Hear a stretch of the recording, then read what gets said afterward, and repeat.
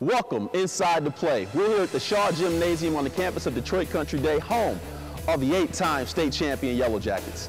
Detroit Country Day coach Kurt Keener is going to take us over the 2-3 zone. The 2-3 zone, when used appropriately, can help you win a high school championship, a college championship, and this past summer, the Dallas Mavericks even used it to win the NBA title.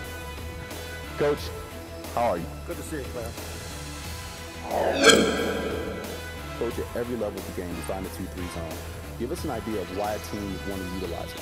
Typically at the high school level, a team's going to use a 2-3 zone for a couple reasons. Number one, if they feel that the other team has more quickness and speed and can get to the basket, can try to cut off driving lanes, or if the other team has more size, a real strong big man that they can't match up with, they're going to run a zone and probably pack it in and try to limit his opportunities.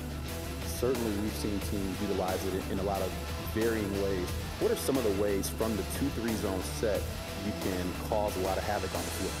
Well, I think, first of all, there's probably three main ways you can use a 2-3 zone. You can run a straight 2-3 zone where the players are just covering areas of the court.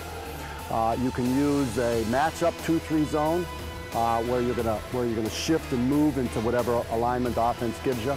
And then if you really want to take the aggressive approach, you can trap out of a 2-3 zone, and you can run and jump and trap different positions, corners or sidelines, where you're hoping to get a trap and create a turnover and off the other way.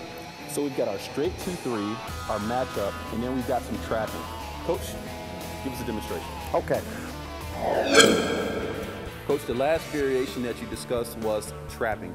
Show us out of the 2-3 where it might be advantageous to trap, and why would you want to trap out of the 2-3? Okay.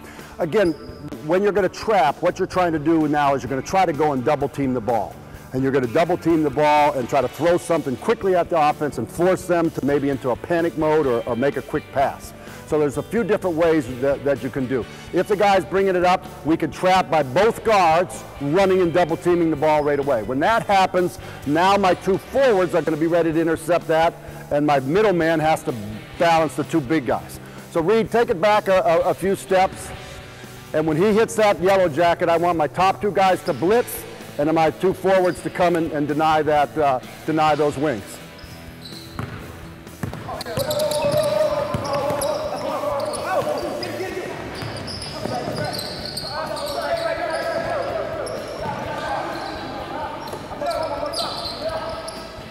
Okay. And there's the gamble. Whenever you're going to a trap, you're gambling that you can get a turnover before they can get an easy shot. Our point guard was able to get the ball out of the trap, get it down there, and then once we beat the trap, then it was just movement until we found the open guy.